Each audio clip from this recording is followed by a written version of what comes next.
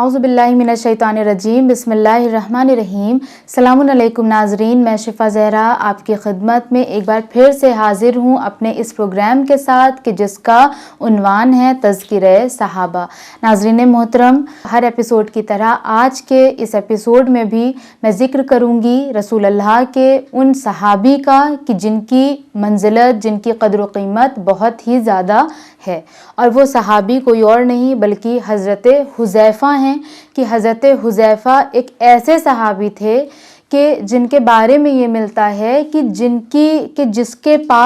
جس کی لاش پر یہ نہ جاتے لوگ اس شخص کو یہ سمجھتے کہ یہ شخص اپنی زندگی میں منافق تھا، اور اس کے بارے میں رسول نے انہیں پہلے سے بتا رکھا تھا، کیونکہ آپ کے بارے میں ملتا ہے کہ آپ بہت بڑے عالم تھے اور اسلام کے اوپر قیامت تک جو بھی انقلابات آنے والے تھے آپ ان تمام چیزوں سے آشنا تھے۔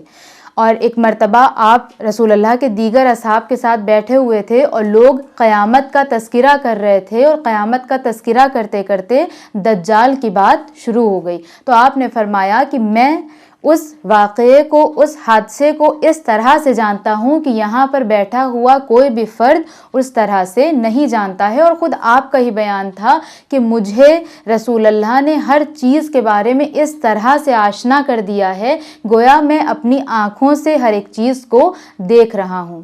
آپ کے زہد کا عالم یہ تھا کہ آپ کے پاس اگر ان کے ایمان لانے سے پہلے اگر آپ کی زندگی دیکھی جائے تو آپ کافی ثروت مند تھے، لیکن اس کے باوجود بھی جب آپ ایمان لے آئے رسول اللہ پر تو اس کے بعد آپ نے بالکل سادہ ترین زندگی گزاری، بلکہ ایسی زندگی گزاری کہ ایک مرتبہ خلیفہ دوم نے آپ کے پاس کچھ راشن کا سامان بھیجا اور کچھ تھوڑے سے پیسے بھیجیں تاکہ وہ اپنی زندگی صحیح سے گزار سکیں، لیکن انہوں نے وہ ساری چیزیں غریبوں میں انفاق کر دیا اور آپ سادہ ترین ہی زندگی گزارتے رہے۔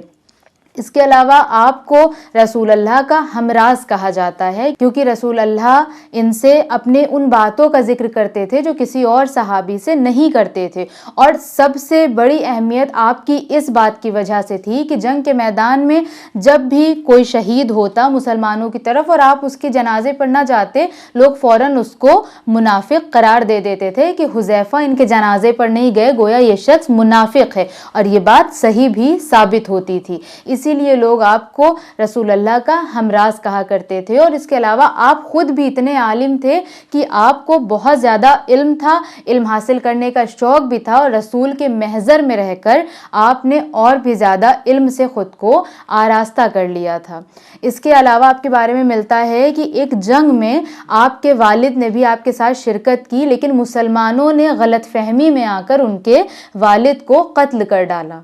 اب جب رسول اللہ کو اس بات کا پتہ چلا تو آپ نے ان کو دیت دینی چاہی، اور دیت میں آپ نے بہت ساری چیزیں ان کے سامنے رکھی، لیکن آپ نے ان ساری چیزوں کو واپس کر دیا، اور وہ لوگ کہ جنہوں نے غلط فہمی میں آ کر ان کے والد کو مار دیا تھا ان کو آپ نے معاف کر دیا۔ آپ دیکھیں کہ کیا کردار تھا ایک صحابی کا کہ ان کے باپ کو کوئی مار دے اور اتنے آسانی سے وہ معاف کر دیں، لیکن کیوں نہ ہو، کیونکہ رسول اللہ کے محضر میں رہ کر اگر ان کے صحیح کردار سے کوئی آشنا ہو جائے تو پھر ایسی ہی شخصیتیں نکل کر ہمارے سامنے آتی ہیں۔ اس کے علاوہ اسی طرح سے ایک اور صحابی کا ہمیں ذکر ملتا ہے جن کا نام ابو ایوب انصاری ہے۔ آپ بھی کافی قدر و منزلت کے حامل تھے، آپ کے بارے میں بھی رسول اللہ کی بہت سی حدیثیں تھیں، اور آپ کو رسول اللہ نے جنت کی بشارت بھی دی تھی، اور اہل بیت کی کچھ احادیث میں بھی آپ کا ذکر ملتا ہے، اور آپ کی وفاداری کے بارے میں بھی کافی